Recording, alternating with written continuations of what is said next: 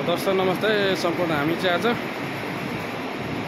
इपोमा जाँदैछौँ। हाम्रो चाहिँ बस खोलाएर हामी चाहिँ साकेला बनाउन जान लागेको जस्तो।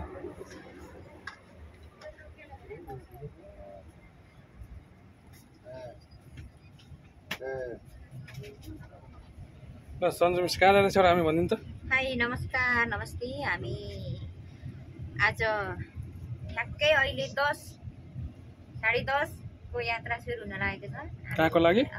इपो पेराकसम्म जान लागेको छ। इपोमा के को लागि जान लागेको हुन्छ? हामी हाम्रो चाहिँ किरात राईहरूको महान चाड उभौली साकेला भोलि भव्यताका साथ मनाइँदैछ इपोमा। सो हामी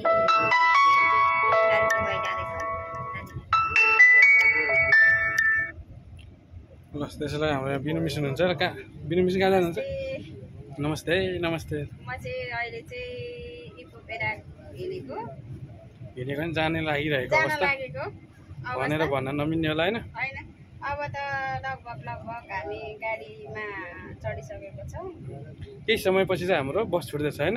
केही समय चाहिँ हाम्रो जोरदेखि चाहिँ बस छुटेर हामी इपो पेराकको लागि जाँदैछौँ। आगामी दिनमा तपाईँहरू पनि यस डेटलाई याद गरेर आउनु होला भन्न चाहन्छ होइन? हाम्रो मिस हुनुहुन्छ पुरै कालो चस्मा लगाएर त्यही त।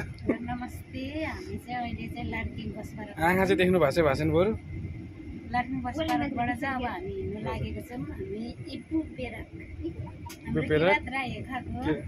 चाहिँ सबैको लागि साकेला नाच्नु जाँदैछौँ। हजुर सबैलाई वेलकम छ होइन? वेलकम छ, सबैजना आउनु